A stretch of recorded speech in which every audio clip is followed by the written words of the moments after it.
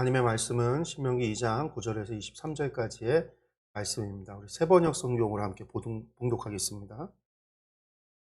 주님께서 나에게 말씀하시기를 모압을 괴롭히지도 말고 싸움을 걸지도 말아라. 그 땅은 내가 너에게 유산으로 주기로 한 땅이 아니다. 아르 지역은 내가 이미 롯의 자손에게 유산으로 주었기 때문이다. 옛적에 그곳에는 에밈 사람이 살고 있었는데 그들은 강하고 수도 많았으며 아낙 족속처럼 키도 컸다.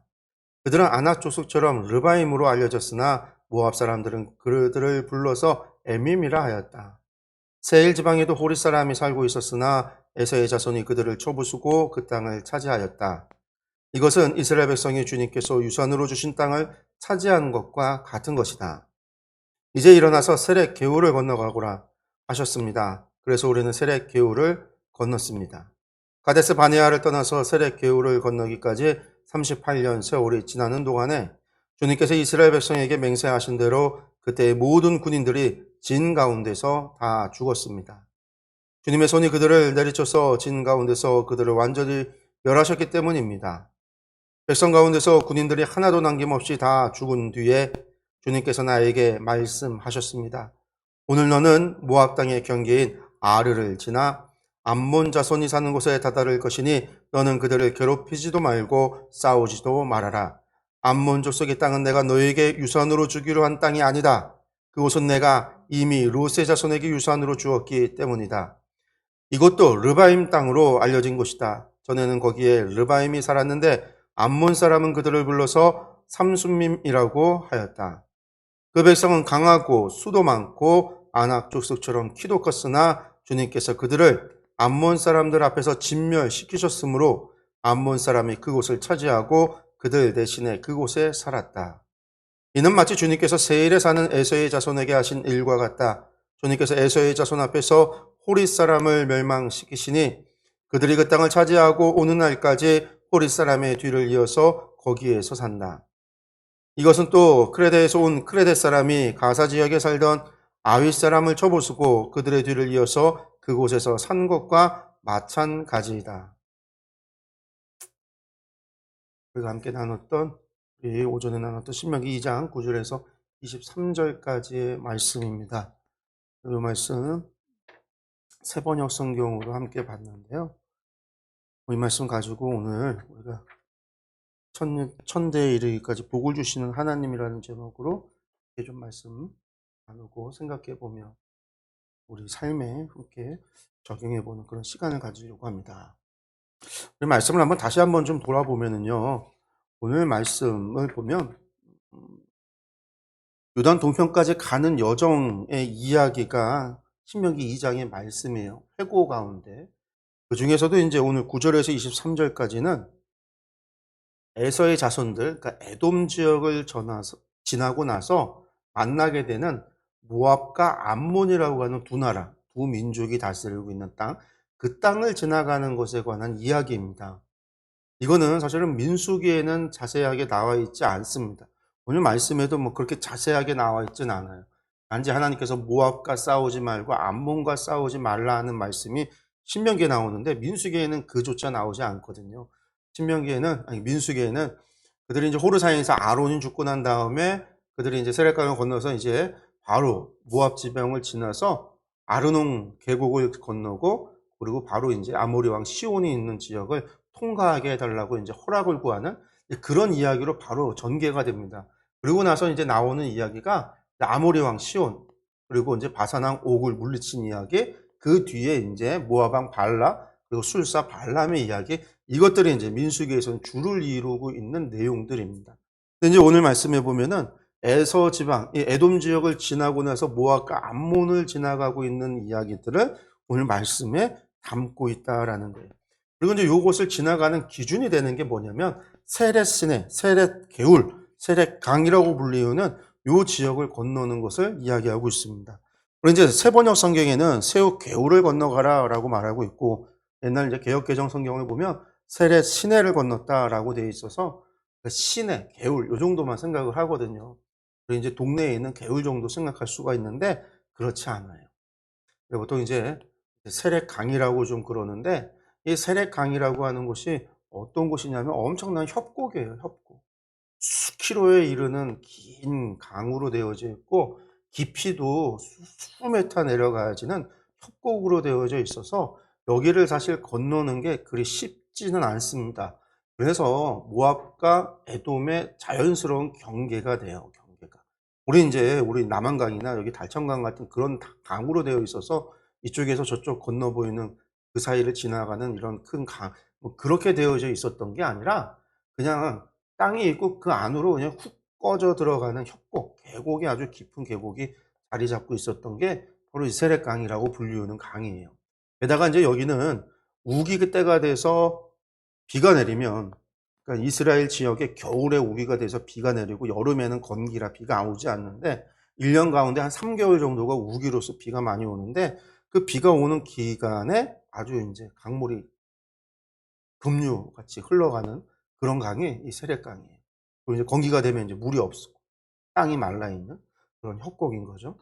그래서 이제 요 강이 이 중심으로 해서 에돔 지역인 에서 민족이 다스리고 있는 에돔과 북쪽에 모압의 후손들이 다스리고 있었던 모압 지역을 자연스럽게 나누는 경계가 국경이 되어졌던 겁니다. 근데 이제 오늘 말씀에는 여기를 갖다가 나누는 경계가 단순히 에돔의 지역 끝나고 이제 모압 지역으로 갔다라고 하는 이야기가 아니라 에서가 다스리고 있는 이 지역을 떠나서 모압으로 넘어가는 게 38년에 또 하나님께서 말씀하셨던 광야 40년, 가데스 바네아에서의 38년이라고 하는 하나님의 징조, 하나님의 그 징계죠, 징계. 심판의 징계가 끝나는 기간으로서 설명하고 있어요. 그래서 이제 여기까지가 이제 끝났다. 그리고 이제 여기가 왜 끝나냐? 오전에도 말씀드렸다시피 이스라엘 사람들이 38년 동안 살았던 지역을 신명기에서 어디라고 이야기하냐면 세일산 남쪽 지역이다라고 그랬어요. 세일 남쪽 지역이 에돔이 다스리는 곳이에요. 에돔의 통치 지역이죠. 에돔이라는 나라 안에가 세일산이 있고 그 세일산 남쪽으로 내려오면 전부 다 거기가 다 에돔이 통치하는 지역인데 그 지역에서 살다가 세렛강을 건넜기 때문에 그 이전까지는 여기가 이스라엘이 38년 동안 머물렀던 광야라고 이야기할 때는 이 에서가 통치하고 있었던 세일산 남쪽 지역, 에돔 지역까지를 다 포함하고 있기 때문에 광야 생활이 끝났다라고 보는 거예요. 넘어가도 사실은 광야인 거죠. 그러고선 만나게 되는 민족들이 암몬과 모압과 암몬인데 요단 동편으로 가기 위해서는 반드시 이 두 지역을 지나가야 된다라고 하는 거죠. 근데 이제 모압을 지나지 않기 위해서는요, 모압을 통과하지 않기 위해서는 외곽으로 크게 돌아서 가야 돼요. 아라비아 광야 쪽으로 해서 크게 돌아야 돼요. 근데 크게 돌다가도요, 그들 가는 길의 북쪽에 있는 게 암몬이라는 나라예요. 암몬이 모압보다 더 동편으로 치우쳐 있거든요. 그럼 거기에서는요, 암몬을 돌아서 갈 수가 없어요. 돌 수도 없고, 돌아서 가면 요단강에서 훨씬 더 멀어지는 거니까, 반대편이니까, 요 암몬과 모압 사이로 지나서 들어가야 요단 동편으로 갈 수 있는 거예요. 그러니까 이제 암몬 지역과 모압 이 국경을 마주하고 있는 지역 사이로 가야 경계로 아슬아슬하게 가는 거죠. 그렇게 가야 요단 동편으로 갈 수 있고 그 가는 길에 누가 살고 있냐면 아모리 왕 시온이 아모리 족속이 그곳에 건너와서 나라를 만들고 시온이 왕이 돼서 다스리고 있었던 아모리 국가가 위치한 거예요. 그래서 이제 우리가 민수기에서 봤듯이 아르논 계곡을 넘어가서 모압을 넘어간 다음에 이 아모리 지역을 통과하겠다라고 할 때 시온이 거부하고 그 길을 막게 된 거죠. 그때는 하나님께서 뭐 시온하고 싸우지 말라, 다투지 말라 하라는 말씀을 안 했어요. 그래서 도리어 그들을 정복하도록 하나님께서 인도하셔서 이스라엘이 아모리 왕은 시온을 정복하게 됩니다. 왜 그러냐면 그들이 아모리 족속이었기 때문입니다. 왜냐하면 가나안 7족속 가운데 멸해야 되는 사람들 가운데 한 부류가 아모리 족속이에요. 그러니까 이 아모리 왕 시온은 원래는 유다 지역이라고 하는 지역에 머물러 있었던 이 민족이 유다 예루살렘 예루살렘의 여부스 족속이지만 그 유다부터 베냐민으로 넘어가는 그 지역에 살던 사람들이 아모리 족속들이 있었는데 이 사람들의 일부가 요단강을 건너가서 요단강 모압 평지 쪽에 있는 땅들을 정복해서 나라를 세워서 왕이 된 사람이 시온이었거든요. 아모리 왕 시온. 이 사람들이 가나안 7족속 가운데 한 부류였기 때문에 하나님께서 그들을 정복하도록 허락을 한 거예요. 그렇지만 민수기에 나와 있지 않지만 오늘 신명기에서는 그 길을 가는 과정에 모압과 싸우지 마라. 모압을 괴롭히지 마라. 괴롭히지 말라고 나와요. 괴롭히지 마라. 싸우지 마라. 그 다음에 또 모압을 지나오니까 암몬도 싸우지 말고 암몬도 괴롭히지 말라라는 거죠. 그러면서 이유가 무엇이었냐면 그 땅은 너희들에게 주신 땅이 아니다. 하나님께서 이스라엘에게 약속한 땅은 어디냐면 요단강 건너편이에요. 가나안 7족속에 살고 있었던 그 땅을 하나님께서 약속하신 거고 이 땅들은 너희에게 준 땅이 아니니까 그것에 대해서 관심 갖지 말고 욕심 부리지 말라는 거죠. 보니까 사실은요. 이 사람들이 광야에서 살다가 이제 모압과 암몬 지역을 지나갈 때 흔히 그 지역을 건너가는 지역이 고산지대예요. 고원지대. 한 800m 이상이 되어지는 고원지대예요. 동부 산지 지역인 거죠. 그래서 그 길이 어떠냐면 그 땅들이 어떠냐면 광야보다 시원해요. 왜? 낮일수록 덥고요. 산 위로 올라가면 시원하니까. 고지대일수록 시원하니까. 시원하다는 얘기는요. 그곳에는요. 풀이 자라고 나무가 자라고요. 양을 치고 농사를 짓기에 좋아요. 그래서 그 길이 거기에 뭐가 생겨나냐면 왕의 대로라고 하는 무용로가 생겨나는 거죠. 사람들이 지나다니기에 어렵지 않은. 물론 이제 그 땅도 건기가 되면은 나무들이 다 말라지긴 하지만 그래도 이스라엘이 40년 동안 살았던 광야보다는요 훨씬 더 좋아 보이는 땅이에요. 그러니 그 좋아 보이는 땅을 바라볼 때 욕심이 생길까요? 안 생길까요? 당연히 생길 수 있어요. 그래서 하나님께서는 괴롭히지 말라라고 한 거예요. 괴롭히지 말라라는 얘기는 뭘까요? 가서 툭툭 건드리고 그런 얘기가 아니잖아요. 이스라엘 사람들이 욕심을 내고 그 땅의 것을 무엇인가를 빼앗거나 약탈을 하거나 그럴 수 있는 것. 그것을 하지 못하게 했다라는 거예요. 나중에 또 어떻게 돼요? 아모리 족속을 정복하고 난 다음에 또 아모리 왕 시온의 동맹이었던 바산 옥이 또 대적하니까 거기까지 정복을 했어요. 갈릴리 바다 동편까지. 오늘날의 그러니까 성경에 나와라는 그술이라고 하는 지역, 오늘날 그 골란고원이라고 하는 지역까지 정복을 하고 돌아와요. 그런데 이 아모리 족속이 다스리고 있었던 그 지역, 요단지구대 안쪽에 요단강 동편 지역, 그리고 야복강을 전후로 있는 지역, 그 다음에 갈릴리 바다 동편 지역, 여러분들 여기를 보고 나면은요, 훨씬 더 좋아요. 모압 평지 쪽은요, 농사 짓기에 정말 좋은 땅들이 있어요. 뿐만 아니라 갈릴리 바다 동편 지역은요, 아주 농사 양치고 목축하기에 너무나 좋아요. 물이 풍부하고 수온이 많고 나무와 풀이 많고 우거진 지역이에요. 당연히 욕심이 생기죠. 그래서 욕심이 생겨서 누가? 루벤 지파와 갓 지파가 그리고 므낫세 지파의 절반이 반 정도가 우리는 이 땅에 정착하겠다. 약속의 땅인 요단강에 건너가지 않겠다. 우리 이 땅에 정착하겠다. 달라고 하잖아요. 모압과 암몬 지역을 통과할 때도 하나님께서 말씀하시지 않았다면 어쩌면 그 땅을 지나면서 욕심을 부리고 우리 그냥 이 땅을 차지하자라고 하는 사람들이 나올 수 있었던 상황이에요. 충분히 그럴 가능성이 있는 거죠. 근데 하나님께서는요 못하게 하셨다라는 거예요.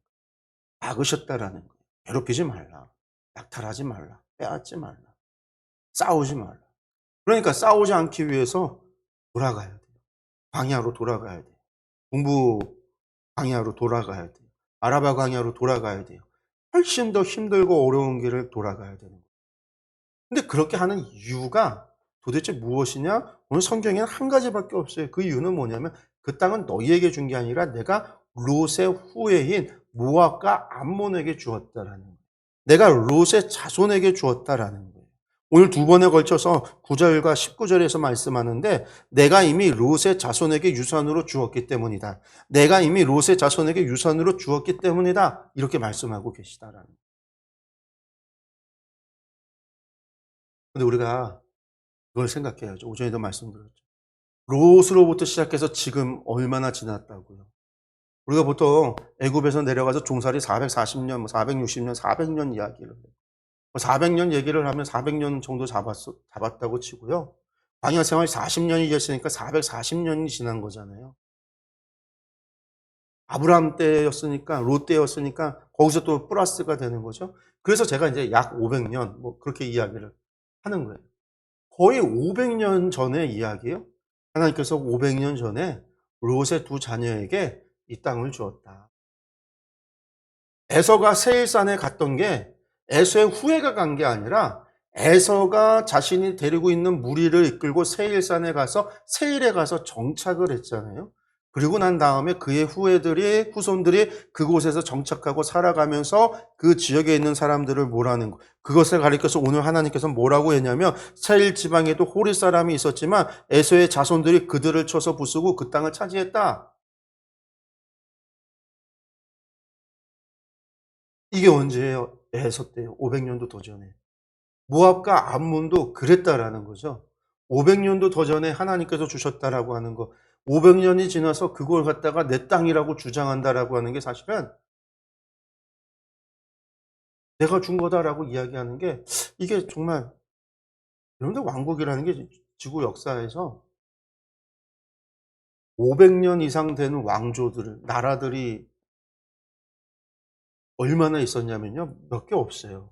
우리나라는 뭐 신라 하면 1000년, 고려가 500년, 조선왕조 500년 하니까 500년, 1000년 이게 이제 너무 좀 아무것도 아닌 것 같이 생각되는데 우리나라가 좀 특이한 거예요. 특이한 거. 중국이라는 나라도요. 역사들이 뭐 명나라 이런 나라들도 다 200년 뭐 채 안 돼요.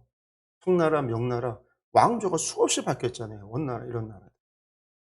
유럽 가야 로마가 1000년이라고 하는 신라가 1000년이었듯이 로마가 1000년의 역사를 가지고 있었고 그 뒤에 나오는 나라들은요. 채 얼마 되지 않았어요. 얼마 되지 않았어요. 그래서 왕조라는 게 이렇게 길게 이어진다, 나라가 이어진다라는 게 쉬운 일이 아니에요. 그러면서 이게 내 거다라고 말하는 게 얼마나 웃겨요. 그런데 오늘 말씀에 하나님께서 내가 롯에게 주신 거예요. 이스라엘 사람, 이 모압과 암몬 사람들이 자신들의 조상이 누구냐라고 얘기할 때 우리 조상은 암몬이요, 우리 조상은 모압이요, 그의 아버지는 롯이요, 우리는 롯의 후예요. 그렇게 이야기할 수는 있겠지만 그렇다고 해서 500년이나 지난 이들이 롯의 신앙을 그대로 간직하고 있고 롯의 어떤 믿음을 따라 살아가고 있고 롯이 전해줬던 하나님을 섬기고 있느냐? 그렇지 않았어요. 어제도 말씀드렸다시피 모압과 이 암몬이라는 두 나라는 몰렉과 그모스를 자신들의 주신으로 섬기면서 온갖 폐악과 악을 행했고 온갖 죄를 지었던 민족이었어요. 잘못을 저지르고 살았다라는 거예요. 죄악의 삶을 살았다라는 거예요. 가나안 칠족속과 다르지 않은 삶을 살았다라는 거예요. 그들은 분명 멸망받아 부족함이 없는 그런 나라였어요. 그런데 하나님께서는요, 오늘 말씀에 계속해서 이야기하죠. 롯의 자손의 유산으로 주었기 때문에 너희에게 준 것이 아니다라는. 여기에는 뭐 두 가지 포인트가 이스라엘이 정착할 땅이 아니라는 것, 하나님이 주시지 않은 것.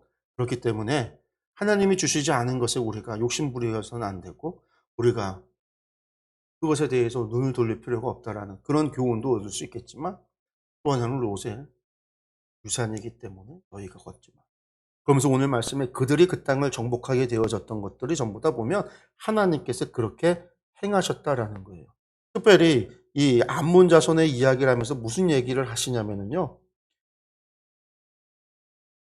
21절 말씀을 보면요. 그 백성은 강하고 수도 많고 안악 조소처럼 키도 컸으나 주님께서 그들을 암몬 사람들 앞에서 진멸시켰으므로라고 이야기해요. 하나님께서 암몬을 위해서 그 땅을 정복해 주셨다라는 거예요. 여러분들 왜 이런 일들을 전부 다 하나님이 하셨는가라고 한다면 한 가지 이유밖에 없어요. 그들이 롯의 자손이었기 때문에. 하나님께서 롯의 자손들에게 유산을 주기로 하셨기 때문에. 우리가 여기에서 보게 되어지는 게 그런 거예요. 우리가 성경에서 보면은요, 하나님께서 저주를 3, 4대에 이르는 죄를 지은 것에 대해서는요, 3, 4대에 걸쳐서 하나님께서 죄를 물으시고 저주하신다고 하셨지만 하나님께서 복을 주실 땐 1000대의 복을 주신다라는 말을 해요. 그 사람들이 그런 것을 보면서요, 1000대까지 무슨 그런 생각을 하죠. 보통 그러면서 또 가게에 흐르는 저주하면서 3, 4대에 저주한 것에 대해서는요, 마치 가게에 흐르는 저주라고 생각하면서 이야기들을 해요. 근데 이거 잘못 생각하고 있는 겁니다. 마치 가게의 저주, 가게에 흐르는 집안에 흘러내려오는 저주가 있다라고 생각하는데 3, 4대에 이르는 저주라는 게 그런 얘기가 아니에요. 이게 뭐냐면 당시 시대 사람들이 오늘날 우리하고는 다르게 살았거든요. 그게 뭐냐면 우리는요, 핵가족이잖아요. 3대가 같이 모여 사는 경우가 드물어요. 저희 집이 지금 3대가 같이 살고 있어요. 3대가 같이 산다는 건 뭐죠?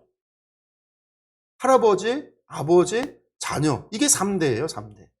할아버지하고 손자, 손녀가 같이 사는 것이 3대가 모여 사는 건데, 저희 집이 지금 아버지, 어머니하고 같이 3대가 모여 사는데, 이게 흔치 않아요. 대부분은요, 다 따로따로 살아요. 다 분가해서 살아요. 다 찢어져서 살아요. 저희도 계속 따로 살다가, 교회 개척하면서 여기 충주 와서 교회 개척하면서부터 같이 산 거예요. 근데 과거에는 어떻게 살았냐면요. 모두 다 같이 살았어요. 모두가. 한 집에 할아버지, 아버지, 손자, 손녀 뿐만이 아니라 나중에 증손주 다 같이 3대가 아니라 4대가 같이 살기도 했단 말이에요. 한 집에 다 살았어요. 그 마을이 그 집안 사람들이 다 모여 사는 마을이었어요. 특별히 이스라엘은 어떻게 했냐면 땅을 기업으로 받았잖아요. 12지파가 땅을 쪼개서 그 지파가 받았고 그 받은 땅을요. 각 가문들이 제비뽑기로 뽑아갖고서는 다 나눠 가졌어요. 그래서 만약에 충주 땅을 김씨 집안이 받았다라고 한다면 이 땅에 사는 사람들은요. 다 김씨 사람들이 사는 거예요. 그러니까 그 마을에 다 친척간이 사는 거예요. 사촌이, 육촌이, 팔촌이, 뭐 10촌이, 12촌이 할 것 없이 다 그렇게 사는 거예요. 집에는요. 3대가 4대가 모여 사는 거예요. 장수하는 사람이 있으면 어떻게 돼요? 뭐 우리 성경에 아브라함도 이상 막 150세, 170세 막 살잖아요. 176세 살잖아요. 그렇게 오래 살았으면요. 4대, 5대가 살 수도 있잖아요. 그러니까 성경에서 말하는 3, 4대의 저주를 내리신다는 건 뭐냐면요. 그 집안에 벌을 내리신다라는 거예요. 마치 이것이 가게에 흐르는 저주가 있어서 두고 뭐 누가 병 걸려서 만약에 위암에 걸려서 할아버지가 돌아가시고 아버지도 위암에 걸려서 돌아가시고 자녀도 손자도 위암에 걸려서 돌아가시고 그 밑에 마치 이런 식으로 이게 다 저주받아서 가게에 흐르는 저주 때문에 다 그렇게 되어진다. 이거는 엉터리. 그런 게 아니라는 거예요. 이거는 옛날 무당 굿하던 시대에 나오던 이야기고 귀신들이 막 그런다는 얘기고 그게 아니에요. 내가 하나님 안 믿고 하나님께 범죄하면요, 집안에서 누군가가, 특히 이제 어른이, 만약에 어른이 하나님을 안 믿기로 결정하고 하나님을 반역하면요, 그 집안 자녀들은 다 어떻게 될까요? 다 같이 따라가는 거예요. 우리가 그걸 루키에서도 보죠. 아비멜렉이라고, 엘리멜렉이라고 하는 사람이 베들레헴에 흉년이 들었을 때 온 재산을 팔고서는요, 기론과 마론 자신의 두 아들과 아내에 있던 나오미를 데리고 모압으로 이주를 해요, 이사를. 엘리멜렉이 선택이 그 집안 전체를 어디로 가져간 거예요? 모압으로 이주하게 만들어요. 이거 보이고 하나님 앞에 큰 범죄거든요. 왜냐면 흉년이 왔다라는 거거든요. 사사시대 때 흉년이 왔다라는 거는 이스라엘에서 흉년이 왔다라는 거, 비가 멈췄다라는 거는 하나님께서 이스라엘에 대해서 지은 죄가 있기 때문에 지금 징계한다라는 뜻이거든요. 그러면 하나님 앞에 범죄한 것이 무엇인가를 돌아보고 회개해야 되는데 회개하지 않은 거예요. 두 번째는요. 이스라엘의 부자들은요. 재산을 가지고 있는 사람들은 언제나 가난한 이웃들, 나그네들을 위해서 흉년의 때는 더욱더 그들을 도와야 되는 의무가 있어요. 그런데 그 도와야 되는 의무를 내팽개치고 도리어 자기 재산 팔아서 돈만 챙겨서 떠나간 거예요. 두 번째, 엘리멜렉이라는 이름이요. 엘리가 하나님이고 멜렉이 왕이에요. 하나님, 여호와 하나님이 나의 왕이시다. 하나님이 왕이십니다라는 이름을 가졌던 이 엘리멜렉이라는 사람이 모압 땅으로 가요. 모압이라고 하는 지역은요. 신명기 23장에서 여호와의 총회에 들어오지 못한다라고 하나님께서 저주 내렸어요. 구원받지 못하는 백성입니다. 그런데 이 멜리멜렉이요. 하나님을 버리고 모압 땅으로 이주했다라는 것은요. 하나님을 버리고요. 하나님은 나의 왕이 있다라는 이름을 가진 그가 하나님을 버리고 나는 모압의 백성이 되겠습니다. 모압의 백성이 된다라는 건요. 모압의 주신이 멜렉의 신하가 되겠습니다. 멜렉의 백성이 되겠습니다. 난 하나님을 섬기지 않고 멜렉을 섬기겠습니다라는 것과 똑같은 거예요. 아버지의 선택이요. 그의 아들 둘에게요. 그래서 엘리멜렉이 모압에 가자마자 얼마 안 돼서 죽어버려요. 그 두 아들을 갖다가 장가를 보냈는데 10년 내에 두 아들도 다 죽어버렸어요. 며느리는요, 대가 끊겼어요. 한 집안이 대가 끊겨버려요. 3, 4대에 이르는 저주라는 게 사실은 하나님께서 말씀하신 그 저주라는 게 뭐냐면 한 집안이 모여 사는 그 3대, 4대, 5대가 모여 사는 이러한 가족 구조 가운데에서 하나님을 섬기지 않고 하나님 앞에 범죄하는 행위를 하면 그것이 개인에게서 멈춰지는 것이 아니라 가족에게로 전해지고 가문에게로 넘어갔을 때 하나님께서는 그 가문을 그 가정을요 다 심판하시겠다라는 뜻이거든요. 이것이 막 대대 손손으로 이어져 가는 유전 정보가 내려오듯이 그렇게 내려가는 그런 얘기가 아니라 대신에 3, 4대가 끝이면 끝인 거예요. 그 이후에 돌이키기만 한다라고 합니다.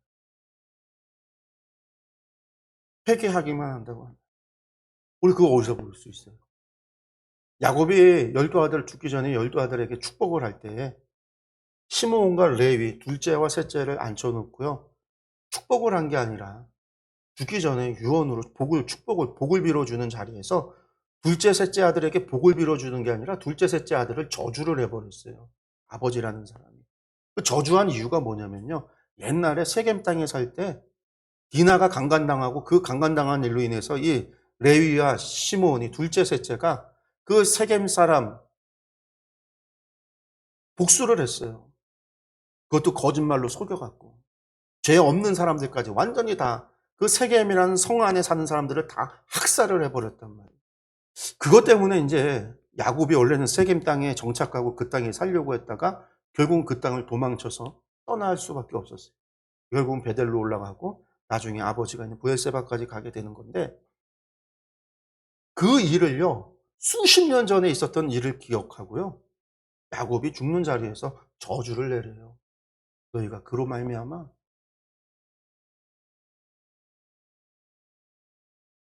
그럼 그 저주가 대대손손이 그 가문의 레위 집안의 가문에 시므온 집안의 가문에 대대로 흐르는 가계의 저주가 되어졌는가? 그렇지 않다라는 거예요.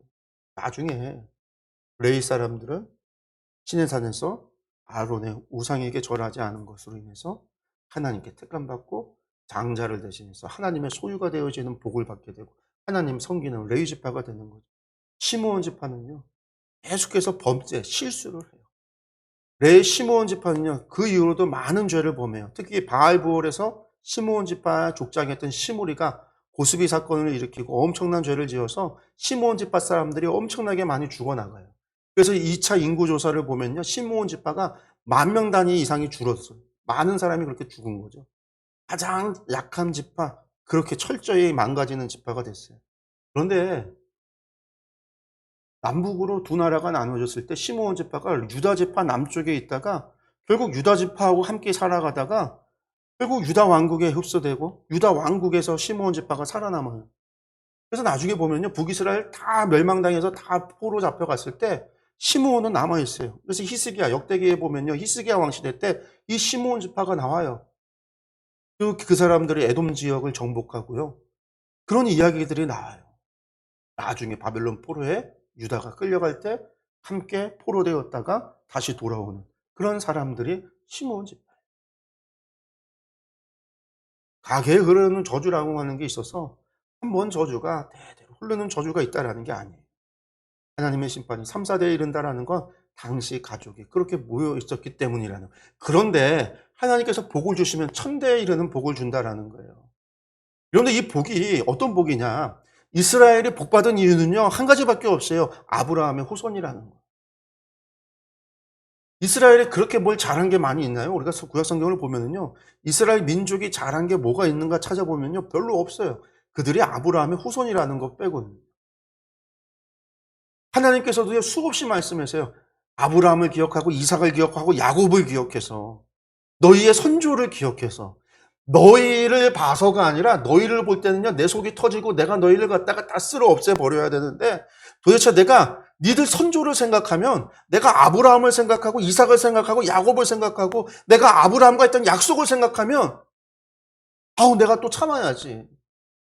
그래 내가 다시 한번 또 기회를 줘야지. 그래 내가 너희를 한번 다시 한번 구원시켜 줄게. 하나님께서 끊임없이 그 얘기를 구약에서 말씀하세요. 내가 아브라함을 생각해서 이삭을 생각해서 야곱을 생각해서 신명기에서조차도 그 이야기를 하세요. 첫 번째 설교 마지막 결론부에 가면은요. 이스라엘 백성이 다 범죄해서 이방인의 포로가 돼서 잡혀갔을지라도 거기에서 정말 하나님을 마음과 뜻과 정성을 다해 하나님 다시 찾으며 하나님께서 너희의 선조들을 아브라함과 이삭과 야곱을 생각해서 다시 너희를 회복시켜 줄 거다. 기회를 다시 줄 거다. 그러니까 그때 가서 정신 차리고 그런 일을 겪게 되면 반드시 정신 차리고 하나님을 찾아라. 포기하지 말고 다시 하나님 찾아라. 그러면 하나님께서 우리 조상 아브라함을 생각하셔서 구원해 주실 것이다. 근데 이스라엘은요, 아브라함의 후손이라는 것 말고는요, 뭐 하나 잘한 게 없어요. 범죄하고 범죄하고 범죄했던 거. 근데 나중에 이제 신약 가서는요, 신약 가서는 예수님께서 다른 말씀하시죠. 이제는 아브라함의 후손으로 안 먹혀요. 그래서 예수님 뭐라고 그래요? 야, 니들이 아브라함의 후손인 게 자랑이냐? 이 돌들로도 아브라함의 후손, 하나님께서 새로 대체할 거다. 돌 가지고도 하나님께서 새로 하신다라는 거예요.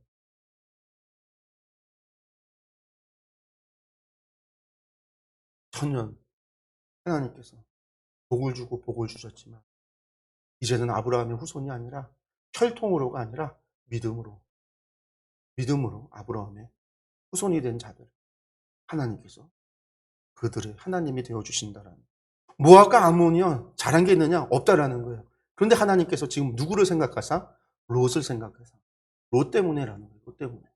롯 때문에 모압과 아몬 그 둘이 어떤 인생을 살았는지 성경에 나와 있지 않지만 우리 말씀을 봐선 축축할 수 있어요. 모압과 암몬이 그래도 하나님을 섬기고 살았구나.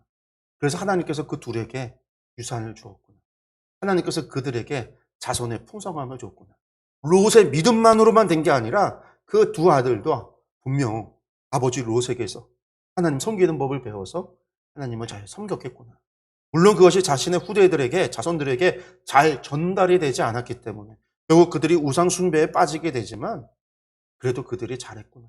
그래서 하나님께서 그 롯의 후손들에게 유산을 주셨구나. 그것을 500년이 지나도 하나님께서는요. 그 생각을 가지고요. 그 롯을 생각하시고 롯을 보면서 모압과 암몬을 괴롭히지 말라고, 약탈하지 말라고, 싸우지 말라고, 그들과 전쟁하지 말라고 하시는 거예요. 나중에 모압과 암몬이 멸망하는 거는요. 이스라엘이 멸망할 때 동일하게 멸망해요. 바벨론에 의해서 예루살렘이 멸망당하고 그 이후에 바벨론에 의해서 이제 모압도 암몬도 에돔도 다 끝나는 게 되는 거죠. 천년이죠. 하나님께서 참고 기다리시고 그들에게 원하는 누구 때문에요? 뭐 때문에? 누구 때문에요? 아브라함. 믿음의 손조 하나님께서 기뻐하시는 자, 그 기뻐하시는 것을 통해서 복을 주시는데 천대에 이르도 복을 주신다라는. 그 복이 단순히 잘 먹고 잘 살고 부를 누리고 돈을 잘 벌고 하는 것의 의미가 아닌 거죠. 하나님의 백성이 되는 복을 누릴 수 있다라는. 그리고 이제 오늘날 이제는 혈통이 아니라 믿음으로 아브라함의 후손을 이야기했어요. 뿐만 아니라 나아가서 지금 누가 우리를 위하여 하나님께 중보하고 계시냐면 예수 그리스도께서 저 하늘 보좌 옆에서 우리를 위하여 중보자가 되셔서 중보하고 계시다라는 거예요. 하나님께서 우리의 실수, 우리가 살아가면서 실수하고 혹은 범죄하고 우리가 악을 행하고 우리가 잘못을 저질러도요. 즉각적으로 하나님께서 우리를 갖다가 징계하고 심판하지 않는 이유는요. 오직 한 가지예요. 과거에 이스라엘은요. 아브라함을 생각했다면요. 지금은요. 아브라함이 아니라 더 위대하신 그분 예수 그리스도께서 주님의 옆에 계셔서 우리를 위하여 중보하고 있기 때문에 하나님께서 주님을 생각하사 주님의 그 십자가를 생각하사 주님의 중보를 들으시며 우리에게 무엇을 베푸시는 거예요? 우리에게 기회를 주시는 거예요. 삶에 다시 한번 기회를 주시는 거예요. 우리에게 은혜를 베풀고 계시는 거예요. 우리에게 자비와 긍휼을 주시는 거예요.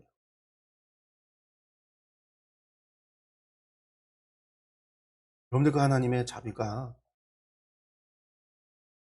첫 때에 이른다. 그런 하나님을 우리가 생각할 때